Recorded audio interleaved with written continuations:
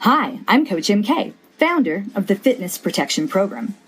I'm a run coach, not a life coach. We're never really talking about the running. Running is the tool. It's the conduit we use to examine the world we live in, as well as its impact on our own lives and the lives of the people around us. How we react to certain people and to certain stories tells us a lot about how we view ourselves. I'm committed to the thoughtful, intentional exploration of the importance of running so that no one discounts their own badassery, ever. Final note, this podcast is geared towards every runner who won't lose their home, livelihood, or health insurance if they show up to the corral with a hangover. Not that I'm encouraging you to do that, just saying. Sit back, relax, and enjoy the Fitness Protection Podcast.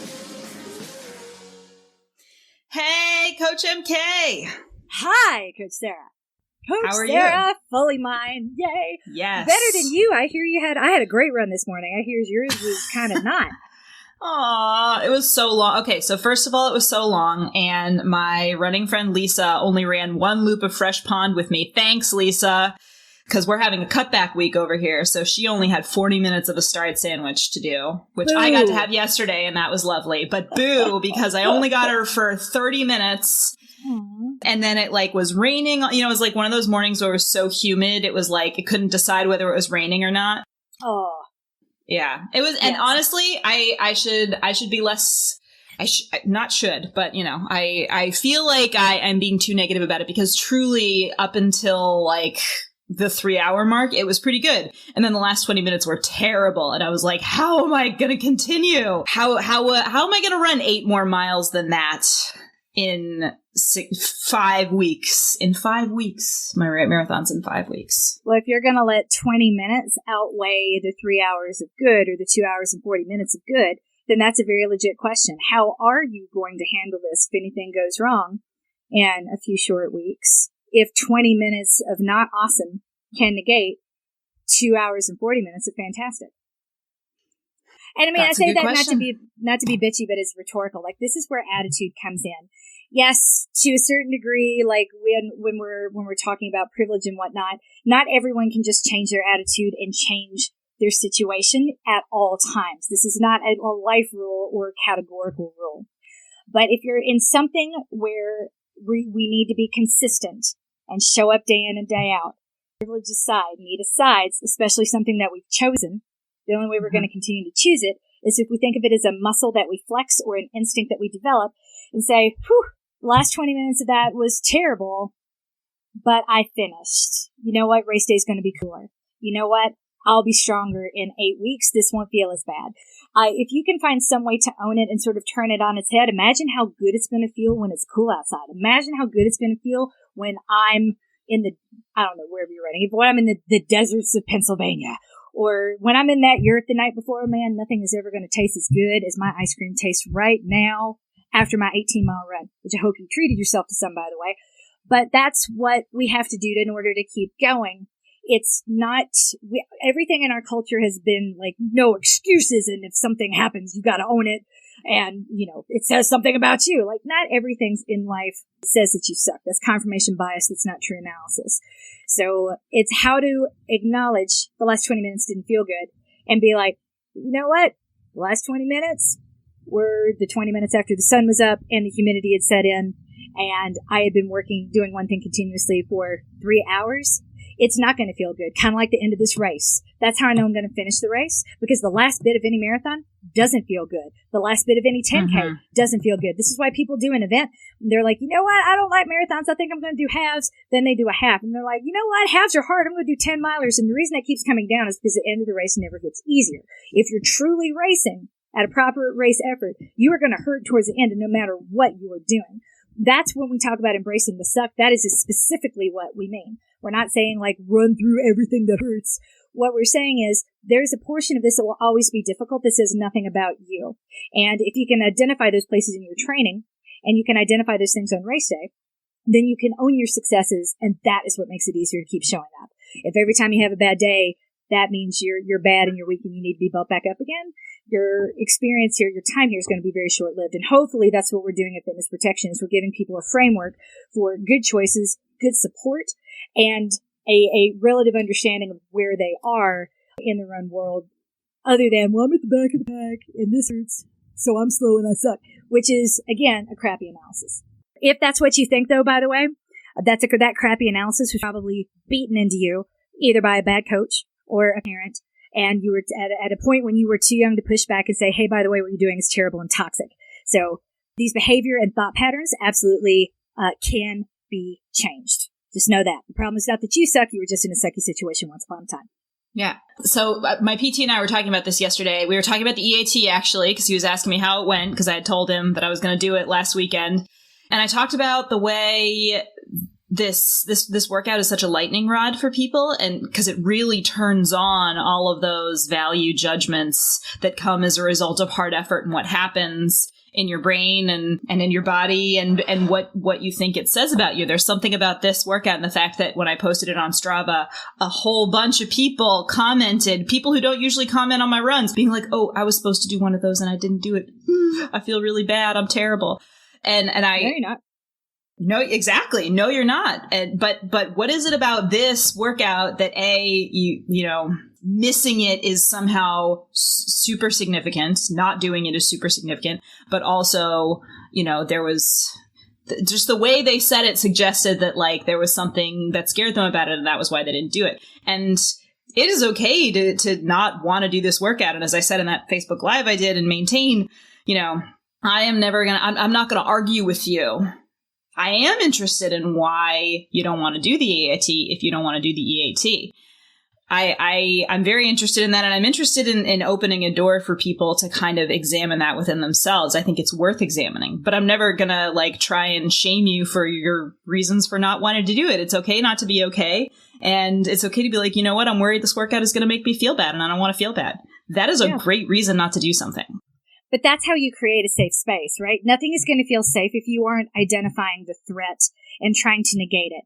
And there are all kinds of valid reasons to not do the EAT. If you're like, I've tried and tried and tried, and I've heard every word Coach MK has said, but I still can't change my attitude towards this. It always feels bad. It feels like a test I'm going to fail. It scares me. Okay, great. That's a great reason not to do it. Yeah. Then just go with the generic, but you've got to accept that not doing it doesn't make you less than, it doesn't make you a quitter. So if you are determined, if you are committed to this feedback loop of negativity, that's not coming from us. We don't really care if you do an EAT or not. The only reason it ever came up in previous iterations of the training programs that I've done was, one, it was only supposed to be in the plans that had race pace miles, as a gut check to make sure that the race pace you had selected for yourself was possible or in the realm of possibility 10 weeks, or because I think we introduced it at week 10, so 9 weeks from now. Mm-hmm. I've been doing it with my local clients because it is a terrific workout. It's a benchmarking workout for me as a coach if I'm training someone one-on-one, and I get data out of there that's valuable that helps me drive your training. It's not an assessment of where you are as much as it is an assessment of what I'm doing to you each time you go out. So it's not something you can fail. It's an opportunity for me to dial things up and pivot if I'm working with you on a one-on-one basis. And I feel like that was something that was much, even though no one liked the workout, because remember, hard effort never feels easy, that what the output, the paces that terrible just get faster, but that we don't train the pain away. It doesn't work that way. So, where if you go out and it's really heavy air and you're doing it in the middle of the afternoon and you don't have great results, or the results aren't better or aren't wildly better than the last time you did them, you got to cut yourself some slack there too. So there are you can do anything and feel bad about it. And lots of us might have come from environments where you were only allowed to feel bad, or you were strongly discouraged from owning your successes because, we're supposed to be modest and we're not supposed to brag. And so there's a lot of psychological conditioning that goes into this for sure. It's not my job to tear it all apart. It's my job to say like, hey, you know what? You are being unfair to yourself because someone at some point in time was really unfair to you. F that person, listen to me. You did a great job. This is a good thing. Don't worry about it. You were assigning meeting. The what about? Nope. I can't personally be there to bat away every single what about that you can throw at me. But I promise you, there's not some deeper meaning or predictor for the future or for life in the EAT, and people the way people respond to it never ceases to surprise me, because it's not something I got in my other position at Lifetime and working with my one-on-one clients. It just never ever causes much angst. If in anyone, not just my elites, like all of my sub-elites, all the way down to my 8-hour marathoner, none of them had this reaction to it. Yeah. So we're changing the way it's going to be presented, and I think we're going to start that with this podcast, hopefully. Yeah. Why don't we go back to the beginning, back to the origins of the EAT and how this came to be part of your repertoire? My repertoire. Way to go. Bring out the Harvard words. So it's just the Harvard pronunciation of this one. I love it. Your repertoire. Repertoire, chassis. Once upon a time, I started coaching, and when I started coaching, I was working for Lifetime Run out in Centennial, Colorado. We were $26.20 for an entire season of coaching with me, 16 weeks of guided workouts at the track and long runs too, and I tried to make them as interesting as possible. In the beginning, immediately when I showed up, people were already asking about what to expect for performance, and I'm like, I don't really know. It's hard to tell, and it's also hard to guide a large group of people. I felt I had strong opinions coming into it about segregating on the basis of pace, like so many run clubs and run groups tend to do. I think it's ugly. I think it just reinforces the athletic hierarchy that most of us avoided when we were younger, or were not allowed to participate in when we were younger. And there's just no need in replicating that in really what is the most egalitarian sport around, that doesn't need a team to go win a medal. You can get your own medal no matter what. And I do love that. I've never seen it as lesser. It's a celebration of the work you did, as opposed to what's the output of the work you did with other people. It's just different. I don't think one is better than the other. There's just no comparing the two. But and as a millennial who got participation trophies, I co-sign on that point of view, and I thank you for it. Especially if you had parents that were like shitting on your participation trophies. I don't know why they gave you this. You weren't any good at it. It's not like you won anything. You know, it's like you're not, when you do that, you're not improving your children. You're disavowing their work. You know, I don't understand. My parents, in fairness, did not shit on my participation trophies. But I know that some people's parents did, and that makes me sad, because I think that showing up and doing the work when you're not going to get the special award for the specialty special, when you're going to be the most conscientious player, essentially, like I was. Yeah. That takes a lot, and it took a lot for me to do that. It was my ego did not get fed by sports, but I still did them. Well, this is where we talk about privilege, right? It's not the slow kids or the unathletic people that are complaining about participation trophies. It's about the people who, even if they weren't the winner or the MVP, they were near the top of the athletic food chain. They were probably picked 2nd, 3rd, 4th, or 5th, not 27th. Like, there's me and one other person. Even still, I don't get picked. You know what I mean? Like, there's a bit of privilege reflected in that. Like, we're ruining children by making them feel good about being here. I don't know. It's never coming from a relatable source. You know what I mean? It's coming from the person that was never going to pick me anyway. And that's why I always kind of like roll my eyes at it. So anyway, when I think back and I realize that I wasn't coaching people that were going to win the marathon, and that was awesome. But but I also realized very quickly that running didn't necessarily make them feel good. And that confused me. Like, they couldn't own what they were doing because they were too busy comparing it to everyone around them. Or you're seeing the same thing that I recognized in my husband, which was seeing some fat people looking around, seeing skinny people, being very intimidated. And how do I make this a singular experience for everyone? And part of the way I was able to do that was by making it about heart rate, not about pace, for one. And number two, making it so incredibly hard for everyone that the skinny people had no advantage, or the smaller people, the people whose mere presence would have intimidated others. Right, it kind of put everyone on the same playing field. Like, not to be like, skinny people don't belong here. I didn't want to do that. But at the same time, there's a bit of self-consciousness that I can't correct. If I'm truly going to have an inclusive environment, I'm going to have the widest doors possible. Then I got to have a program that doesn't operate the same way other programs did. Yeah. But I still couldn't get away from these questions about what's race day going to bring? What's race day going to bring? So I wanted to do not a mile time trial, because I had found those in the past to be poor. When it comes to the relation between VO2 max and endurance, it just isn't there. They will take endurance athletes and test VO2 max, and the highest VO2 max doesn't necessarily win. It's not like you can rank the runners by their most recent VO2 max test and it's going to determine who's going to win the race. There's so many other factors that matter. But all professional elite athletes happen to have VO2 maxes in a certain range. So once again, one data point to rule them all. A high VO2 max is someone that, does CrossFit. And I'll keep going back to my example. I used to have my friend who owns a CrossFit box come out, and she would deadlift something ridiculous, like a barbell with 2 car tires on the edge of it. And then we would rest, and I would race her just for, one full lap around the track, and she wouldn't make it. She wouldn't be able to keep up with me. Or even if I slowed down. And I love that she was humble enough to do this, to be like, hey guys, I have no endurance. I'm a one-trick pony. And if this is the trick you want to acquire, yes, VO2 max is part of it. But it's not, the VO2 max it doesn't tell you anything about a person's endurance capabilities or the training that they've done the appropriate amount for the event itself. Mm-hmm. That was why I wanted to get away from mile time trials. I'd also watched people game them in the past. They would do a whole lot of strength before the mile time trial. They would do so much strength, they would get really, really strong. But where the strength was coming from was at the expense of their long runs. So their long runs getting shorter and shorter, they would feel better prepared for the beginning of the training cycle.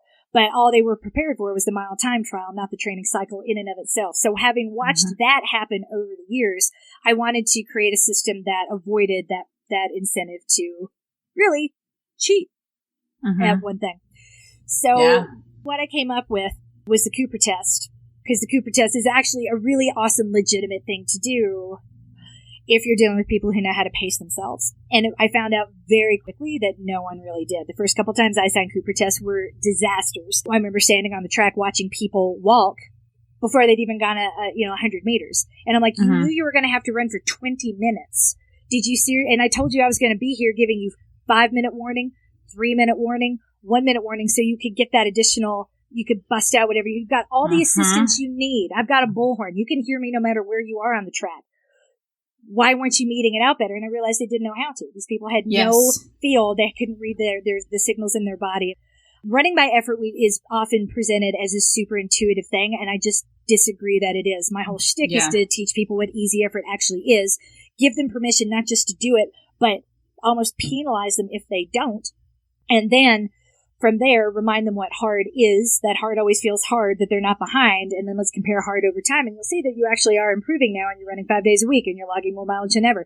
I had a whole system where I'm like, we can look back and see all the wins and count all the wins and see the improvements, even if you don't feel them yet, because you are doing things you've never done before, so eventually you're going to get race results that you've never had before. When the Cooper test totally failed, and I still had no way to talk them through pacing on race day, that was where the EAT first came to play. It is not a workout that I designed.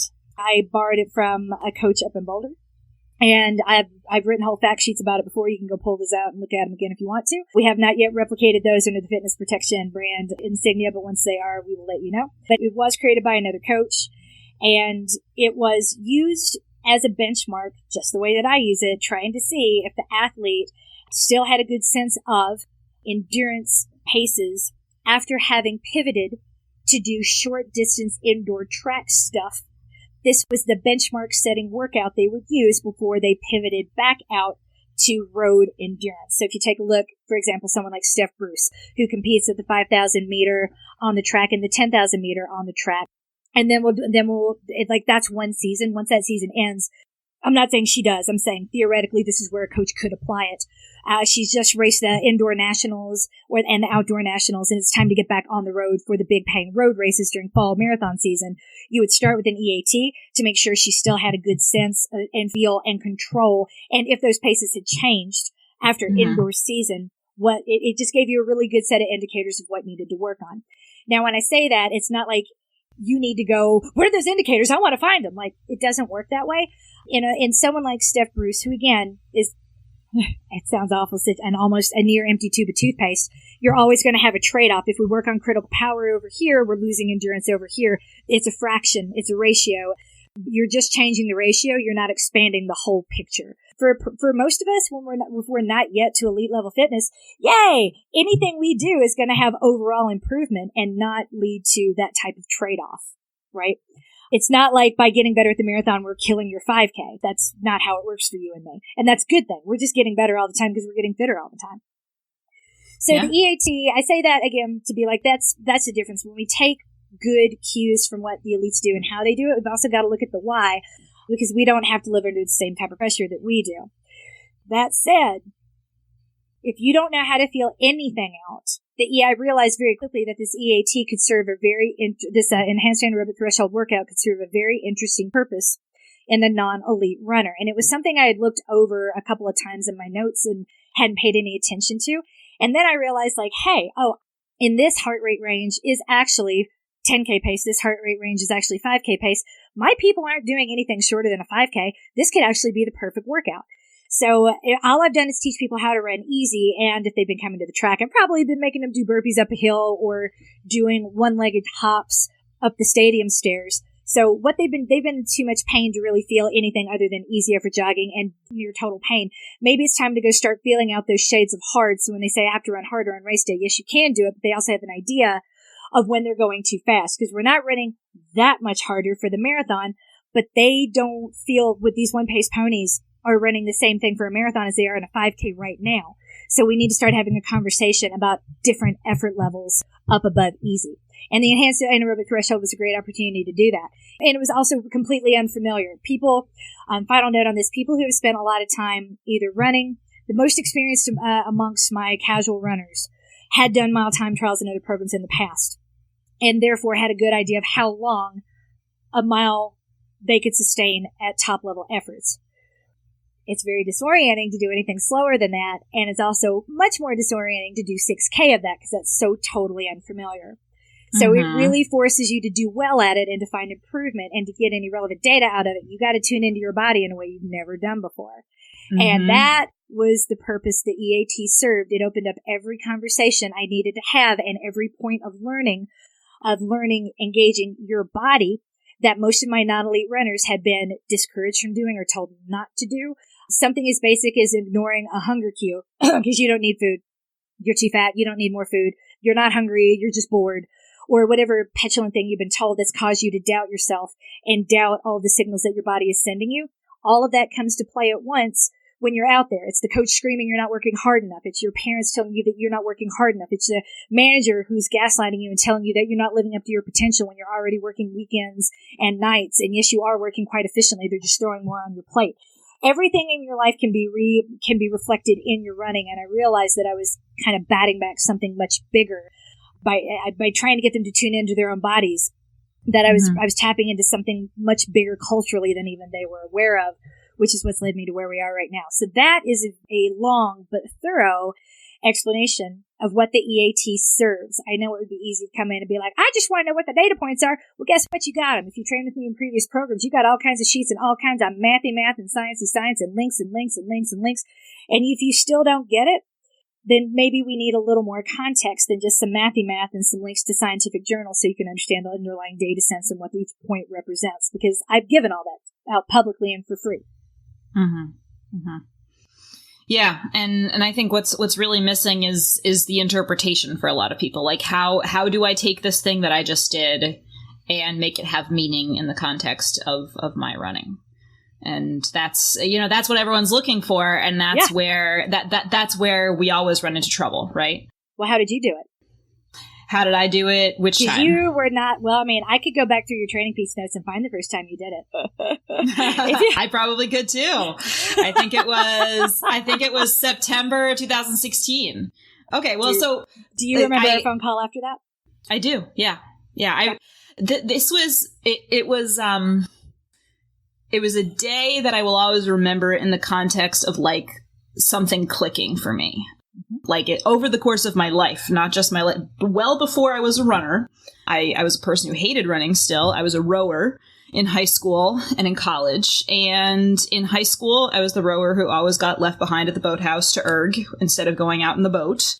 Because, I mean, not going to mince words, I was fat. And they wanted the lightest people in the boat. And, the people with the with the highest erg scores basically were the ones that got picked to go in the boat. And if you're heavy, you better be really, really, really, really strong to make up for that. And I wasn't, because I began rowing as a junior in high school. So there's no way, like, it was a source of that sport was a source of a lot of shame for me. And when I went to college, I was for sure 1,000% not gonna do it. But I met the coach of the novice team, and he talked me into joining, and he made me the captain of the novice team, which I was like, what? But, you know, everybody else was new to rowing, and I was not totally new to rowing. I hadn't had like a glowing high school rowing career, but I knew what to do. And he was the person who first did not make the assumption that I should know how to pace myself, and that was something that I could learn from him as a coach. And I remember the specific day where I was like, oh, because in crew, there's a lot of, especially high school, college crew, there's a lot of posturing. There's a lot of let's be the very toughest. It's a sport that's very much about being tough and being able to withstand anything. And they have those t-shirts that say like, our sport is your sport's punishment, or like, you know, whatever. Wait, crew said that? Yeah, that's because maybe not your sport's punishment, but like your ancient civilization's punishment. That's like what slaves used to do, right? They used to like row the big ships. That's, you know, in Spartacus and, yeah. Oh, wow, yeah. Harvard, No, you just went all the way back. Oh my God. Okay. I just went all the way back. Yeah. I stand corrected. What's that movie? Gladiator. Doesn't he go row a boat in Gladiator? Russell Crowe. That's like what everyone, that is literally what slaves are doing for the big ships. That's how they move the big ships. From now with on, the Romans. I'm going to see Russell Crowe, and all I'm going to think is row, row, row your boat. Oh. Thanks, Sarah. Yeah, you're welcome. It's a brutal part of that movie. The part where he's been taken away and he's on the ship and he's trying to get himself out of slavery. But I digress. So, you know, crew, as fucked up as that is, loves to play that up. The fact that it was like a thing that people used to do because they were slaves and they had no other choice. So there's definitely a lot of show us how tough you are. And we used to have this thing in winter crew called Friday night fights, because in winter in Vermont, you can't row outside. So you're rowing inside on the ergometers. And Friday night fights was 500-meter sprints on the erg. Extra points if you throw up, and I once did because, oh yeah, I mean, like not officially extra points, but totally extra points. Are you kidding me? Like all the men's team people are going to think you're great if you are, because it was mixed men's and women's Friday night fights. It was a hugely high pressure environment that I always felt like I was constantly trying to prove that I belonged there and never really feeling like I did. And the coaches were not present for this. This was captain led. When we started workouts with the coach again for spring crew, because I was one of two people that stuck it out all winter doing the erg workouts in the basement of the gym, he gave us a workout that was, I remember this very, very well. It was 4 times 500 on the erg. I think we did it twice. And he told us for both times, you got to start off at a pace that feels manageable. I do not want you to go all out on the first one. I want you to start conservatively, and I want your third one to be your fastest. I want your third one to be your fastest. That is, and so the reason for all of this is that the 2K erg test, which is 4 times 500, the 2K erg test is like one of the benchmarks for professional rowers. For the spring sprint season, for college and for high school, your 2K erg score, it's like your marathon time that you walk around saying like, oh, you know, and it's like your mile time trial. It's like your mile time trial. Yeah. If you're like a 6-minute 2K'er, that's like, woo.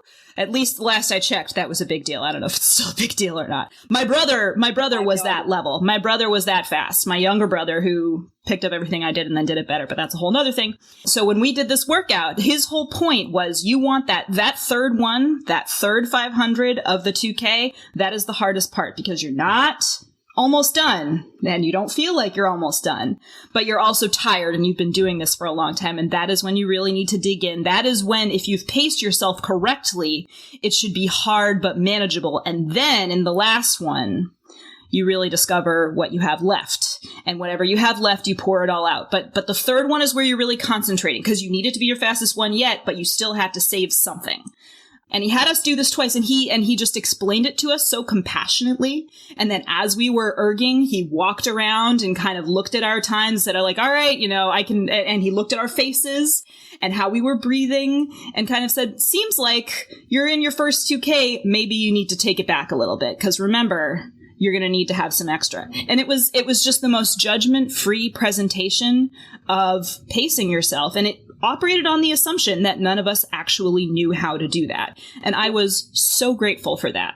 And I never forgot that. And I quit the hell out of crew at the end of that spring. But on the last day, like the last day that the gym was open before I like pieced out and went home, I went down to the erg room and I pulled my fastest 2K ever. And I went down to the coach's office and I was like, I just want you to know, I think I pulled like an 8-minute 2K, which was a personal best for me. And I said, I just did that. And that is because of that workout that you had us do. And I'm really grateful to you. Aww. And he also left that college that year and went off. I think he got married to another crew coach at another small college. As you do. Yeah, as you do.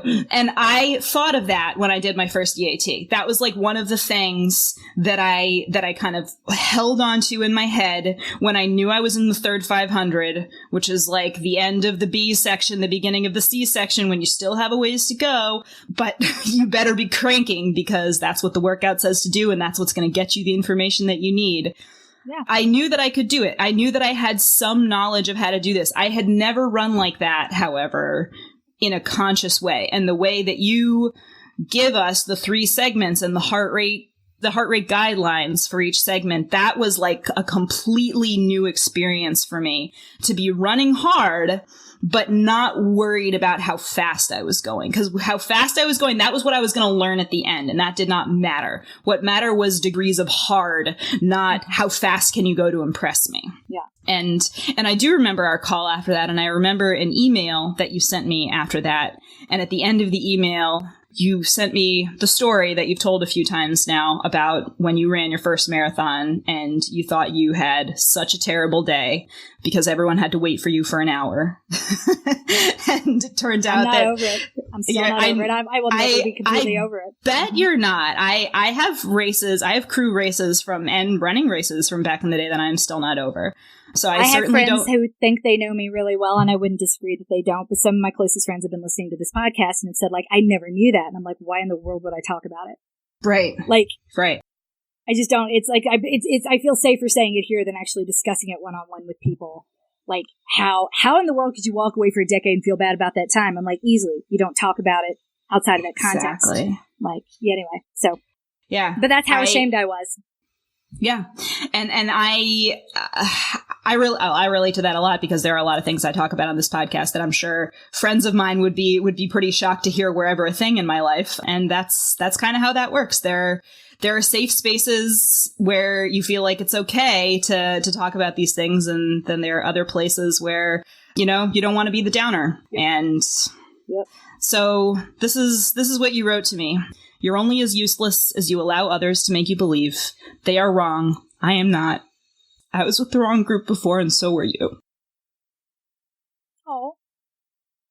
You were. Yeah, but I was. You had to be there to make it to me, so God bless the broken road, right?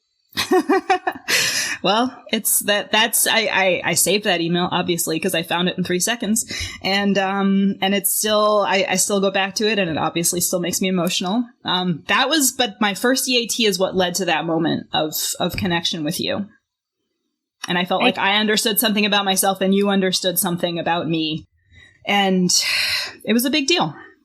Well, it's also understanding how disorienting it is to be doing this with no framework for analysis as an adult. Because when we say things like all bodies are good bodies, and it sounds hokey, it's because you've probably never before been in a space where that was allowed to be true or demonstrably true. And right. This is where it's not a problem with sports per se. I'm not trying to beat up on sports, but this is where I'll say, like, sports can be a huge force for good, but it can also be a huge source of shame for the people who aren't chosen. Because when it comes down to comparing bodies, pace aside, again, pace never tells me anything about a runner. What I need to know in order to do my job well is to know how much work a body can do and how much time a person has to allot towards it, and kind of finding that balance, right? So some bodies can't, like your brother's, his body can do more work than your body. His body can do harder work than your body. That does not make his body superior to yours, but in a lot of group sports, that means his is going to be chosen before you. And so that can make you feel less than. So when it comes to running, there's no team, there's no choosing, there's no selection process. There's only a process of looking and saying, how much work am I able to do? How much hard work am I capable of, do I need to do? And then finding that sweet spot where it fits into your life and doesn't make you feel bad, and you can really own your own wins outside of critically, like trying to think critically or analytically about your body in relation to other bodies. Because even though we know it's a crappy analysis to compare yourself to other people, it's pretty much the only funnel when it comes to athletic stuff that we've ever been party to. So when you get here and it's like, wait, it's all just about me, that can be a very disorienting thing. I say it all the time, 40, 41, 50 years of conditioning is not going to fall away in your turn. You're 33 years of conditioning of being next to your brother. And I love how close the two of you seem to be, despite the fact that he seems to have excelled in this place that you didn't, and how he seems to be sympathetic and at least aware of how that fell on you. I think it's remarkable that you were able to come out the other side of that you're able to stand up straight at all when it seems like so much in your family would have been crushing. But I also think that that's super common. And that was something that I recognized in you very quickly back then. If I can get through to Sarah, then what I'm doing works. And there were 4 other people I was talking to, and at the time, training on a one-to-one basis. And what I was kind of looking for, I have no idea what any of you, at that time, I had no idea what any of you looked like or what you weighed, and I didn't need to. What I needed to know is you seemed like 4 very distinct types, and between the 4 of you, you covered the spectrum of people I was training virtually and online at that point in time. And if I just viewed you as kind of like the gateway to everyone else behind you, if Sarah gets it, then all the other people like Sarah that are in the same place that Sarah is there's hope that they will get this too. It's not about intellect as much as it is about, the breadth and the similarity of the experiences prior to working with me and my method. And it was successful in 3 of the 4. Yeah. I actually remember talking to my brother about starting to work with you, not before the first EAT. It was like early on. I didn't do an EAT until I'd been running with you for a few months. Building up to it, it was that point in the half marathon plan when it was time to do this and learn some things and talk about race day and all that kind of stuff. But when I first started working with you several months before that, and I was still very, very postpartum in a lot of ways, and I had had a really discouraging time since giving birth to Raz and trying to come back from running. And there was something so different about the way you spoke to me and the way you wanted me to look at running and approach just my day-to-day training. And the fact that you wanted to work with me and you were excited to work with me was really amazing. And I was so excited about it. And the two of us we were at a family reunion like a week after you put stuff in my Training Peaks and I started going, and we went on a run together, and I was just like, and then all this heart rate stuff, and I wear a heart rate monitor, but you can't go more than 140, but it's really good. And then it's after a while you can go longer. And he was just like, I mean, this sounds cool. I'm excited for you. But he's always been interested in what we're doing. And I think part of that is because he has a perspective on the way we were brought up and the way our very different ability levels in sport kind of impacted me as well as him. And it is something that we've been able to talk about a lot as adults. And I'm happy that we have, that we can be, that I can be honest with him in the relationship that we have now about the ways in which that hurt me without being like, without making it sort of about him, because he was a kid too. And he was doing what he was good at, and he got a lot of praise for it. And if I had gotten the kind of positive feedback that he did, I'm sure I would have been all over it in the same ways. And which is why I say sports is not categorically bad, but there is there is some privilege that will be involved in any sport, those who are selected versus those who aren't. And I will always be like, my place to play in this world is outside of sports to people because I remember I don't think of myself as an athlete either. I'm just a runner. So, and not that that's lesser. It's because there's no competitive aspect to it, versus both other people There can be a team aspect to it, but it's just very different than, say, my friend's wife who played basketball at just insane levels and still works in the sports world. She, whether or not she does anything athletic right now, in my mind, she is an athlete, period, and more athlete than I will ever be. But I don't compare myself to her. I just say, when I think of an athlete, I think of this person. I don't think of me. And it's not that I think lesser of myself. It's just, there's no moral value to it at all. And, but that's funny. So that's kind of what I'm trying to get at with fitness protection and what we do. Anyone who's lived most of their life being the person who wasn't picked, who thought their body was less than, I can now grab you and show you what it's actually made of. And I love being able to do that because it was such a game changer for me to be like, what do you mean I don't suck? And I remember when that moment came, I had just run the Broad Street Run and had met someone who is still one of my best friends. And we were talking about my finish time. Now, at this point, I'm conditioned to not talk about my finish times. This is my first recorded race in the United States. It was in May of 2008. And it's chipped, it's timed. I'm like, heart's palpitating because the bib is in my name. And I haven't told anyone but my therapist the importance of this. I ran a race and the bib was in my name, which felt arrogant and wrong to me because I wasn't worthy of that. And I remember finishing and getting on the bus ride back with her, and we had run together most of this. And I had no idea that she'd been a very high level runner in college and was a lifelong athlete. And she was like, "Oh, it's a pretty good time." And it was just like a side comment from someone who I very much do think of as an athlete, looking at me and saying that time was good. That was the first time anyone had spoken to me that way. And I'm like, oh, maybe it was pretty good. Maybe it was pretty good. But this was also the time I was starting to take the blinders off and start looking around and be like, hey, that was pretty good. Hey, I was pretty fast. WTF!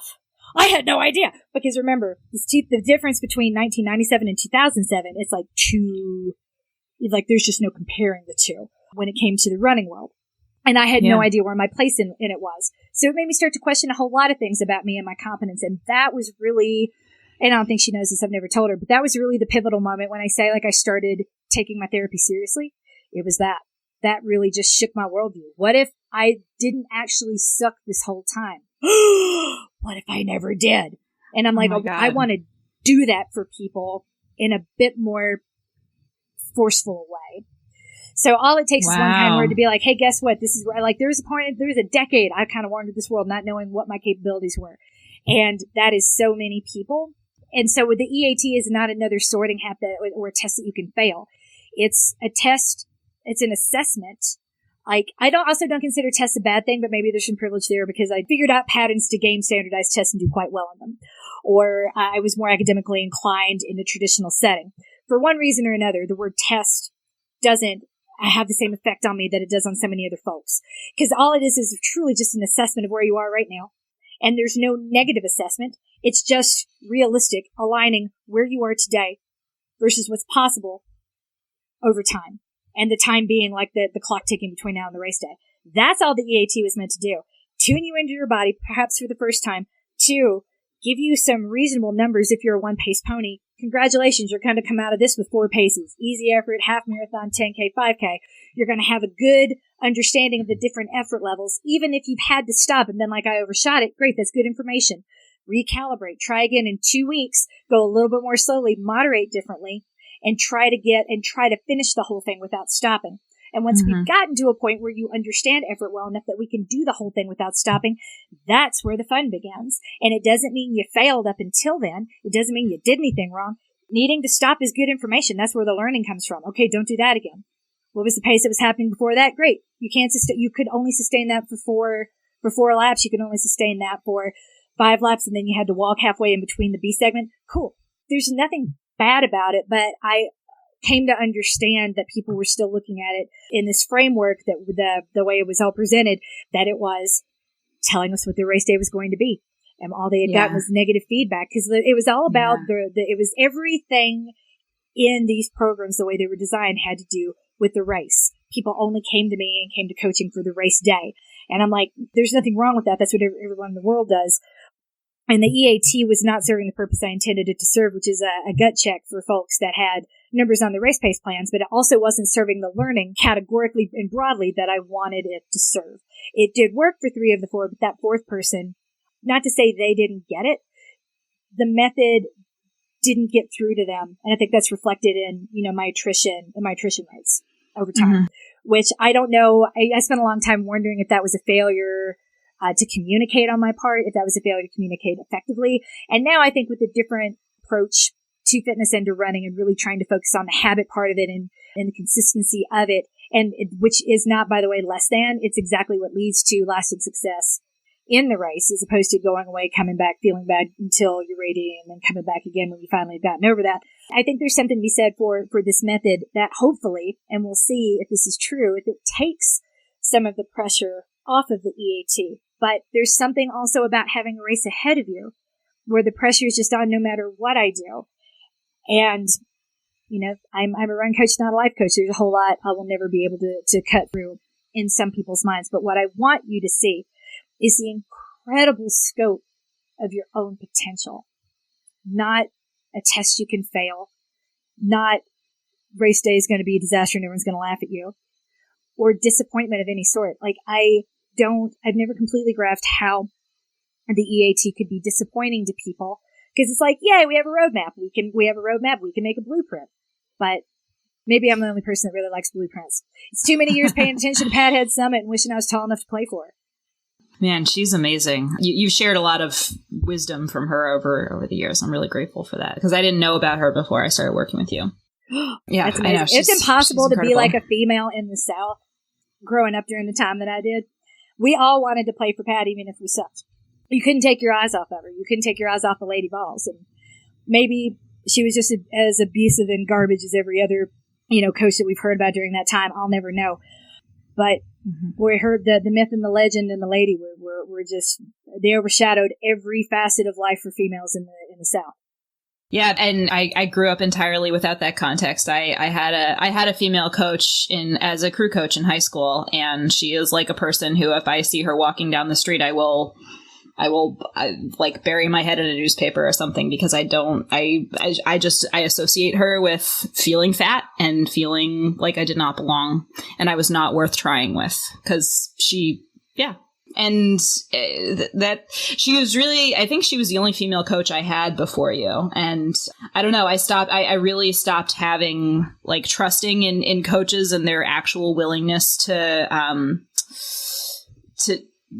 work with me. Like what would they want that for, and there was, and when you wanted to coach me one-on-one, which was something that you did very generously that first cycle that I did a half marathon with you wanted to coach me one-on-one, and I was I didn't really know what to do with that. I was excited and I kind of couldn't believe it. And I was like, this has got to be, what's the deal with this? There must be some ulterior motive here, because why would anyone want to coach me? And I had sort of a wariness about being the kid that got more attention, that got like special attention from any kind of authority figure, person that knew what they were doing, because that had never done me a whole lot of favors either. Like you do want to be noticed by the coach, but if other people think that you're getting attention that they deserve to get and you don't deserve it, then you feel like, oh, I better really deserve this. I better really earn this.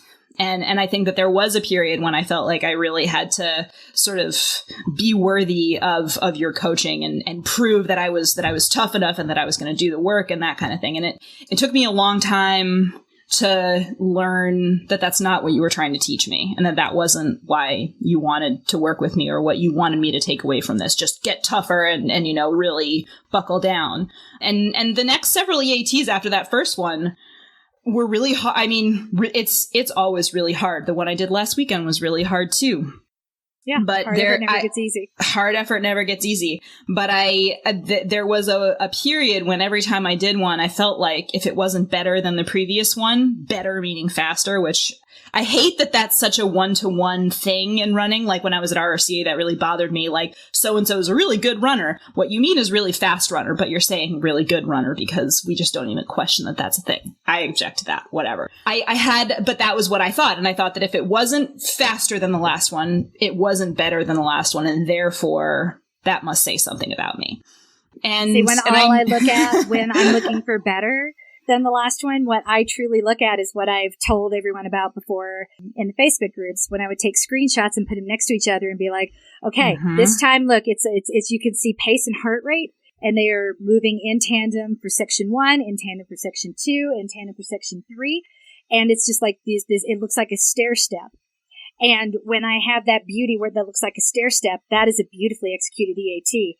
But people don't look at that and like, oh, I'm interested in how that's better. I'm like, that is fitness. From where it's gone to like lack of control, spike in the pace backing off, spike in the heart rate now, pace going down to offset the spiking heart rate. Like that's showing that you don't have a good control of your body, and you don't have good control of the effort level, and you don't have a good gauge of your pace at any point in time. And it's like when those two lines are moving together, in that once you click the analyze button, you're looking at the heart rate and the pace graph together in that one chart. That is where I see the improvement. And you can't get that out of the pace. Yeah. It's how two variables, it will always be how two variables move together and interact together over time. Always. Right. That's analysis. Yeah. And yet pace is so powerful in the brains of runners. It has become, like I said, when run coaches say better in that context, what they mean is faster. Like I think we have internalized that to a degree that it's very hard to even like recognize and interrogate. And so I think before, when you dealt with kind of teaching people how to approach this and how to think about it, that's what you kept coming up against. And that's what I kept coming up against in myself too, is that, well, what about the pace, right? Like, what about the numbers? When I'm saying you aren't less than, I'm not saying I'm bad with numbers. I'm really good with numbers, but it's like, it's the focus on, is your focus in the correct place? Is your understanding in the right place? Is your analysis, does it hold water? And for most people, it doesn't. But I also understand how disorienting it is to be like, hey, you know what? You don't suck. You have no good idea where you are. And it's like, I'm good. I'm slow and I'm fat and I'm slow and I'm okay with being slow and fat. Stop messing with my worldview. And I'm like, you actually, the way you just said it, it doesn't sound like you're okay with either one, or that undertone doesn't sound like acceptance. It's sounding like back off. And that's not my place to dig in, but that's where I would strongly recommend people reflect in therapy, because that's what therapy is for. It's like looking at that reaction and saying, what are you really pushing back? I just told you have potential. You aren't, not in a way that accused you of not doing the work. I just said that you said you sucked. I disagreed. And now you're telling me that I'm dumb. Like, you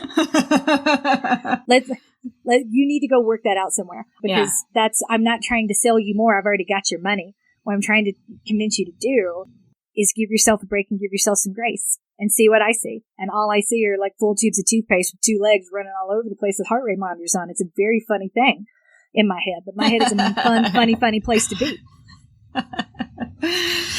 Yeah. And what I think the real thing that happened for me with the first EAT, and that kind of slowly began to happen over time with more EATs and more shorter races that I started to be willing to do again, was that in the years before I did heart rate training, I refused to wear even a Timex watch when I ran. And I told myself that it was, it was self-care, because I didn't want to know about the pace. And therefore I could still, run and be okay and not feel bad about running slower than I thought was acceptable. And by the way, I was running faster then, almost for sure, than I run now at my easy effort pace. But it was not acceptable to me at that time. It was not acceptable to me.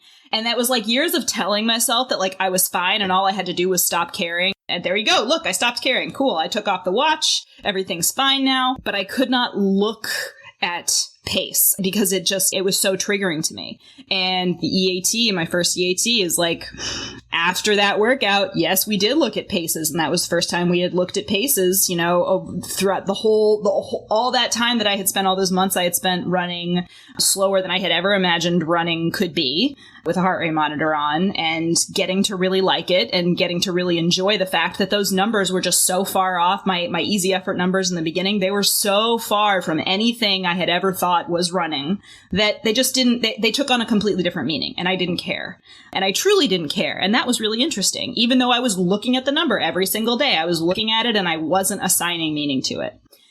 Once I was on the track doing an EAT, that changed because it did spit out paces, and I filled out a worksheet with this was the average pace for this was the average pace for this was the average pace for this. And looking at what I could do when I was trying, that was the beginning of a whole different stage of sort of my being a runner and my having a potential to do hard things and, run harder than was comfortable. Those worksheets, man, I look back on it and I kind of stand by it because there was demand for math and numbers and data. And I'm like, okay, and well, there is a need to create some of it. If I'm really going to have this super wide doorway that's going to let anyone inside, then I also need a one-size-fits-all method of calculation or a method of understanding how to take this and apply it to your race. And the math works. It's fine. Yeah. The problem was possibly the lack of context, and I own it. It was the way it was presented. This is 100% me. I'm not putting this on anybody else. At the same time, I need numbers to know. This is where it breaks down. The difference between a 4:15 marathon and a 4:45 marathon very much can be a couple of good choices or a couple of bad choices or a little bit of luck. And the swing can be that wide. If you take again the example I always give as an actual person. One pace pony. What's your 5K pace? 8 minute miles. What's your 10K pace? 8 minute miles. What's your half marathon pace? 8 minute miles. What's your marathon PR? 5:32. Like, okay, then your marathon pace should not be 8 minute miles. Let's back that up. Well, I get to 20 miles and then I have to walk. I'm like, bingo. So that race, when I pulled it apart the first time, I was like, this person did not start walking at mile 20. This person had to walk and stopped multiple times to catch your breath and keep going.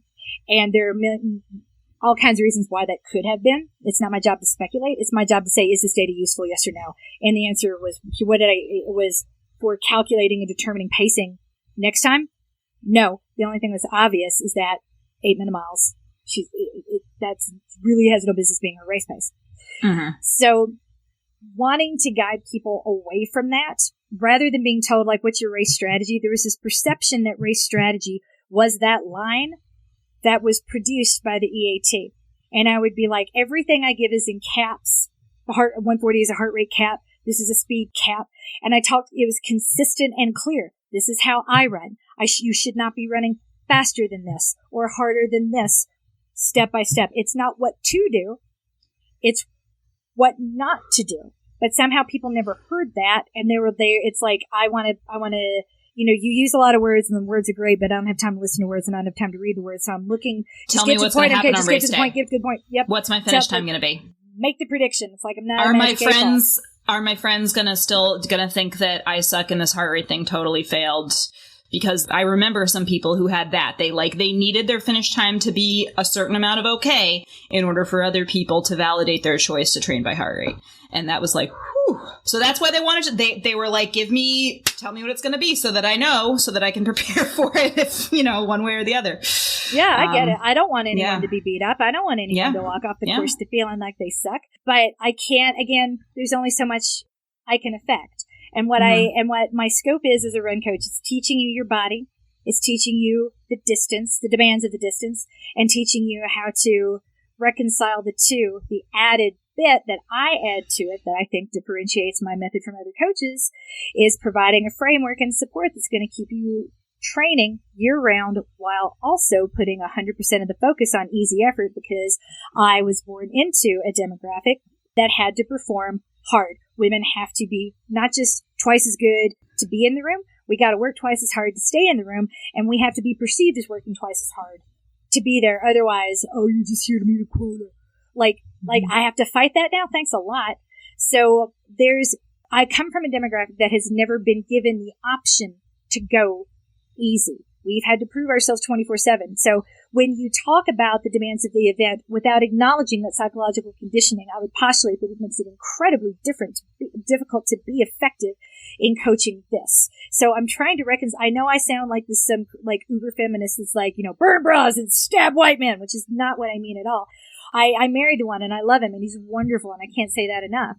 It's about understanding the forces that have brought you to where you are so that you can give yourself grace. It's not that you're less than or ever have been. It's not that you need accountability because you're a loser and you suck. None of that is true. But those forces in your life that have been telling you that are absolutely there. They are absolutely real. And I'm giving you permission not just to ignore them, to give them a finger and go no harder than I tell you to go. And I totally understand how disorienting that can be and how scary it can be for a lot of people. Mm-hmm. At the same time, it's the right thing to do. And I stand by it. Even if I never make any money doing it and I lose you after 18 months because we made no money doing that, it really is, I'm giving people a safe space to move through the world and participate in something really cool and totally super athletic, regardless of pace or your body, because none of that has to do with it. Mm-hmm. Finishing a marathon is badass. Running 5 days a week is badass. Jogging is not less than. There's nothing less than about that word, and I don't understand why people, I mean, I do. It's because, again, oh, well, you jog, oh, I run. It's the one-upmanship that tends to happen. Slave labor. This is how we used to. Yeah. Mm-hmm. Oh, I relate to that. I don't ever go hard. I don't ever go home. All I do is go hard. I love home. Yeah. I love my kids. It's pizza night. We're going to order pizza and watch The Princess Bride. My husband's house. Us too. Well, actually, Princess Bride was not on the menu. Probably Deadwood, but that's because my kid goes to bed. But Yay. Pizza, yes, 100%. I know. Home is great. We have these questions that we do at dinner time. And they're kind of like, they come out of this book, and we just open up the book to whatever day, and we ask everyone the question. The question the other day was, would you rather be camping or watching a movie? And my husband and I were like, watching a movie. Unless it's a really shitty movie, but even then. I don't know. Oh, I love home too. I love home too, and I love being comfortable. Mm-hmm. I said it. There you go. I said it. Yeah. And there's nothing wrong with that. Like, I've never viewed that as less than, and the performative requirements of I never stay in my comfort zone are not something I completely understand, because I see a whole lot of people performing hard that are absolutely staying in their comfort zone. Like the person who has straight A's but has never taken a course that truly challenged them but sounded really smart. Mm-hmm. Someone who has never really deviated from the thing he or she is truly good at to go acquire a brand new skill. I'm going to go learn Chinese. You don't speak any foreign languages. Exactly. I want to see if I can. You know, that to me is interesting. Like, why? Not just because there's no right choice, right? Like, this is the right answer versus the true answer. For a lot of us, there is a right answer. There's a performative correct answer that is expected at all times that you will be praised for giving. And one that might be the true answer that you will absolutely be judged for giving. And I hope in my lifetime to at least provide a space to put all that bullshit aside. Because, you know what? Yes, the intellectually stimulating thing might be to go learn Chinese, because that is totally the opposite of what you've been doing. It could also be a little bit racist. Mm-hmm. That is so true. What we choose says a lot about ourselves and the way we view the world around us. And I had a lot of fun at a dinner party recently, sort of calling out the embedded racism and the assumptions some people were making. And it was, it's a room I never intended to enter again. So I was like, what have I got to lose? Nothing. Let's go! I'm not saying that it is racist to want to learn Chinese. I'm saying it can be. Everything's good till it isn't. It is really all about the context and the approach and the why. It's Did you ever watch The Family Guy? Oh, yeah. That was very, very, very, very popular when I was in college. Do you remember the band episode that only came out on the DVD? It was too racy for network TV. I do, actually. When You Wish Upon a Weinstein? When You Wish Upon a Weinstein, yes. Mm-hmm. Peter decides his son is doing poorly at school, in math specifically, and he wants the best for his son. So he decides the family needs to convert to Judaism because Jews are good at math. And he doesn't see this as a bad idea at all, or as completely wrong at all. Well, and to be fair, he's a raging asshole. So that's he doesn't really know what wrong is. Yeah. But it's interesting. If that's the framework, it's like, why are we doing the things that we're doing? All of a sudden, a whole lot might actually look like When You Wish Upon the... Am I using better logic than Peter did? Maybe, maybe not. I don't know. It's not my place to judge or say, but it's a question that as a parent I have to ask myself a lot. What is the underlying assumption here, and am I actually making a good decision? Mm-hmm. Mm-hmm. Yeah, and not to go on too long of a tangent about Family Guy, but I think that episode showed the show being critical of Peter in a way that it stopped being, in my opinion, in the later seasons. And that is when I said, I am so done with this. When it got to be about making fun more of the people who... Yeah, we need to make fun of the girls. We need to make fun of the people who put up with Peter's shit rather than openly criticizing Peter. I think that's kind of the distinction between Family Guy and The Simpsons. Not that I'm a big expert on The Simpsons. Nope, The Simpsons was never uncritical of Homer Simpson. Like there was never any like, hey, isn't this guy great? Not really. That's not what that show is about. Is, I should say, because it's still on the air. Oh my goodness. I can't believe it. Yeah. Yeah, for sure. So like, which all kind of plays into the still like the comfort zone and, you know, have you ever done anything, challenge yourself? Like if you want to, awesome. But like if you don't, that's awesome too. It's about the legitimizing all decisions and there tends to be a hierarchy everywhere. Why did you choose this instead of that? Why did you choose rowing instead of running cross country or whatever team? Oh, why did you choose rowing? That to make my dad happy. Oh, okay. I gotcha. Yeah. He was a rower in college and in high school. And it did make him happy. It made him really happy that I tried. And he came to my races and he was proud of me. I think, you know, I feel like my dad has come up a time or two and there are some things there, but he definitely showed up to watch me try at things and gave me credit for trying when he knew how hard it was for me. And there is a lot in that. And that, I think that, you know, requiring me to do sports, I don't know. There's a lot that you can learn from sports, but then really comes into, do you apply those lessons from sports in other aspects of your life? If the answer is no, then what are you doing with the sports, right? Or what lesson is your kid actually learning with this activity? It's possible for them to be in an activity that was transformative for you, and all they get out of it is, if I don't do this and I'm not good at it, then I'm disappointing my parent, you know. So there's no guarantee that even doing the same thing is going to get the same results or provide the same frameworks for success that worked for you. And that's what's hard as a parent, to give all of us a little grace. We don't know what we're doing. We're just trying to do the best we can to keep moving forward. And that for that generation, it was all through sports. My dad, I mean, when I did play sports, very briefly, junior high basketball, he was at every game. When I played softball, I sucked, but he was at every single game. And when we no longer had that as a connection, we just didn't have a whole lot to talk about afterwards. And I will always be, which is not to be like, you know, Dad, you suck, but rather that generation wasn't taught how to do anything more than that. So if you had that to connect with, it was convenient. And if not, men at that point, toxic masculinity was a thing. Like there was no framework in society that was sort of redirecting them to look inside and see what you're really doing to your kids. You know what I mean? It wasn't their job. That was woman's work. So there's a bit of grace we have to give as well that doesn't excuse all the behavior, but at least it can absolve any lingering feelings that you might have towards that situation by saying, you know, he didn't have the tool set for anything different and there was nowhere else for him to get it. So that doesn't excuse all bad behavior, but it makes it easier for you to go on in your body saying, like, you know, I can live with it and sleep because, you know. So yeah, and my dad was in a tough situation. He had to raise a high school girl with no mother, and that's really hard to do. And I think he wanted to really make sure that he taught me the things that he felt like I needed to know, and he felt strongly that sports were going to help provide context and, you know, sort of life experience for some of those lessons. And man, I think I've talked before about how bad I was at tennis, but he was so proud of me for having the courage to be the worst player on that tennis team. And I am not just saying that. I definitely was. I had no experience and everyone else at my school had lessons, and yeah. But he openly gave me credit for playing in games that I knew I was going to lose, not only lose, but really piss off my doubles partner. And he was like, that's really, like, you did a really good job today. And I know that was really hard. Well, there's also something like with this as well. He puts you in and like hopes you'll learn the lessons, and he's doing the best he can. And that's really what we're doing too.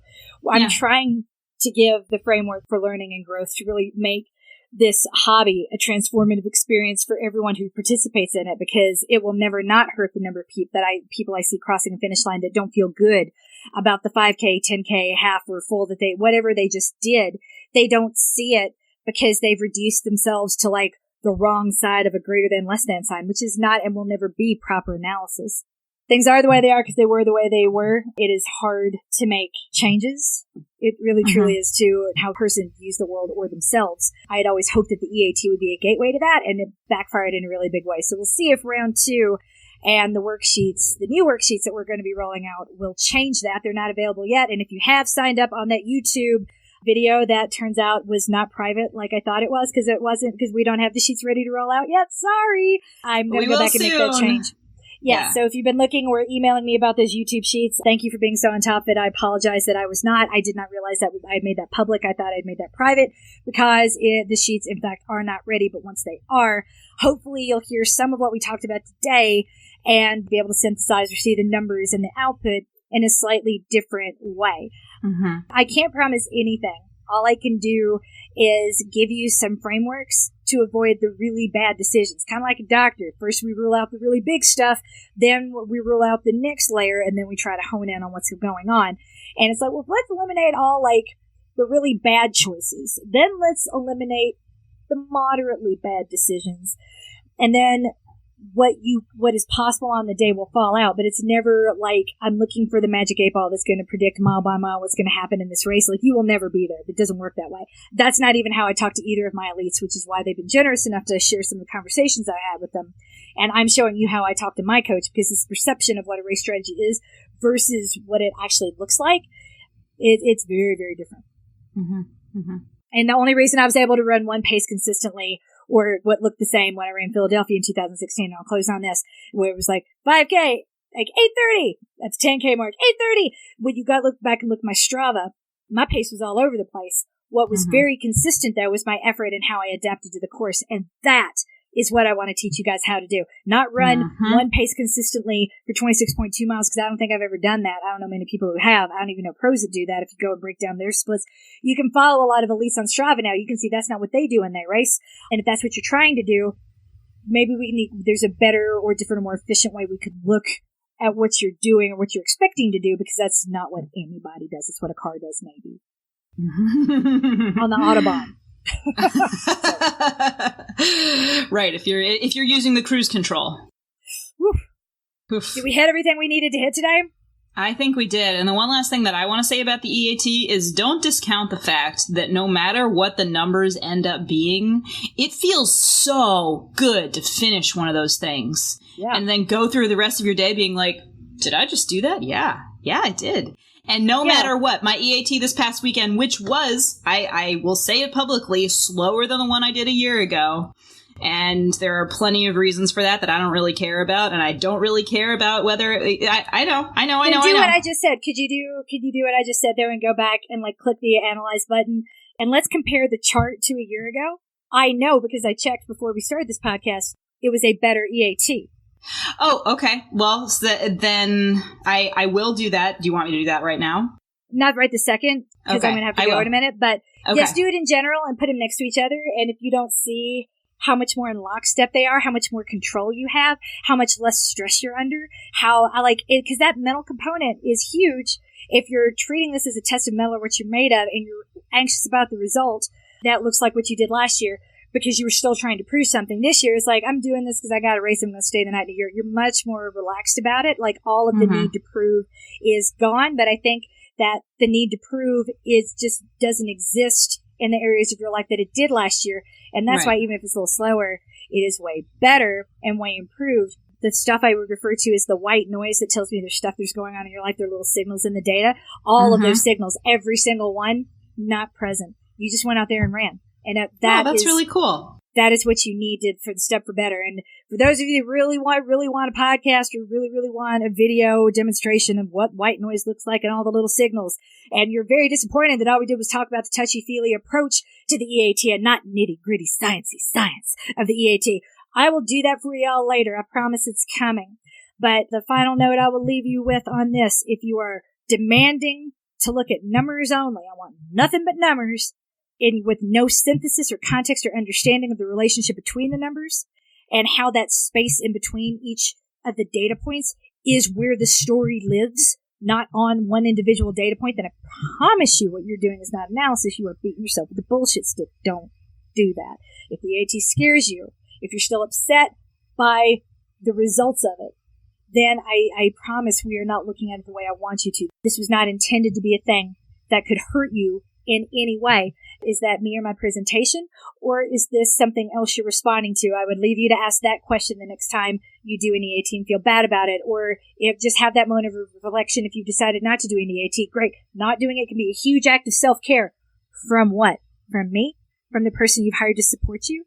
The person who wants you to get where you want to go, the person who is as invested in your development as you are. There are two people that are really going to care about your performance ever, you and me. Everyone else at best is going to care about what comes home from the track that day, what they're going to have to deal with from you. Did you have a good day at work? Is more like, am I going to have a shitty evening? Not, did you actually enjoy what you did at work today, right? It's a question about like, what is going to spill off onto me is what they really want to know.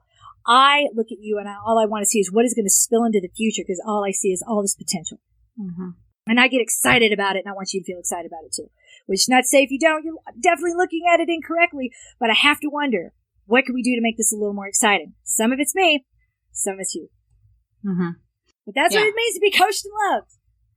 And the whole reason I even mentioned that this EAT that I did was slower in a purely paced sense than last year's. And I didn't, I kind of assumed just because, knowing what my heart rate was and that kind of thing, I assumed that there were plenty of ways in which it was better, but I didn't really even need it to be better. You know what? I guess that's what I'm trying to say. I felt differently about it because I felt like I'm going into this to give me some information. And afterwards, I was just impressed with myself that I did it. I'm still impressed with myself that I did it, even though I have done it like 7 or 8 times now. It still makes me feel like, wow, I'm tougher than I thought. And we gotta sign off and go on with the rest of our day. You all are coached and loved and winning at everything, whether you do the EAT or not. Especially if you have a hardwood floor in the middle part of your house, or any floor you can walk on in the middle section of your house, and a child and a school that has not been calling you for the past 90 minutes telling you that your kid has a 102-degree fever and you got to come get her and cancel the party. Oh well. Yay! Everybody else go win. I got to go win at Vomit. Yay me! Bye. At least I don't have to worry about it hitting the floor.